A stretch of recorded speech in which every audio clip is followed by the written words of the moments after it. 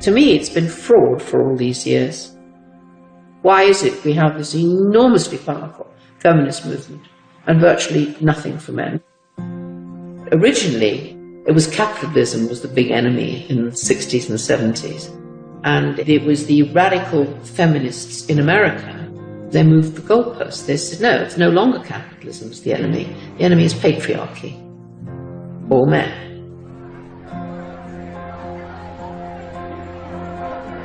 And that's how the women's movement began.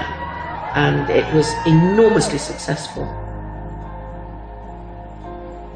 The new mood in the refuges was going to be that no men could work in refuges and can't today. They can't sit on the boards.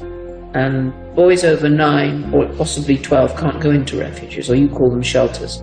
Their mothers have to make other arrangements for them, which I find shocking. And it ring-fenced money.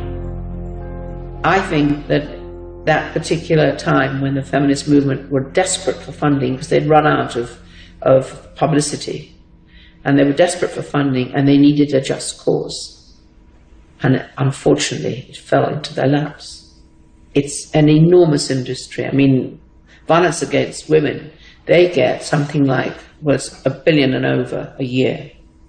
And an awful lot of that goes on really supposedly rehabilitating men, but essentially punishing them with something that's called the Duluth model. Duluth Power and Control Wheel. You guys know about that? No. I'll give you a copy.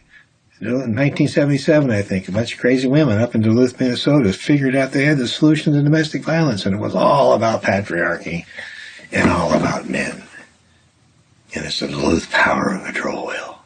Because men are all about power and control. Of course, not you ladies.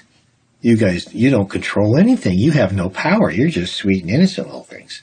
Okay.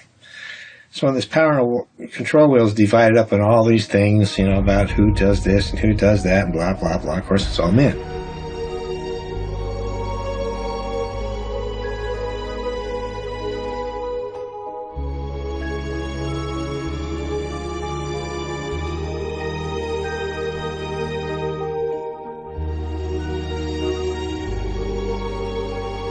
The entire domestic violence industry was founded on that. I think it's still 37 or 32 states in the United States that by law they have to use the Duluth model for battery intervention programs, and it's all shame, blame, and guilt driven.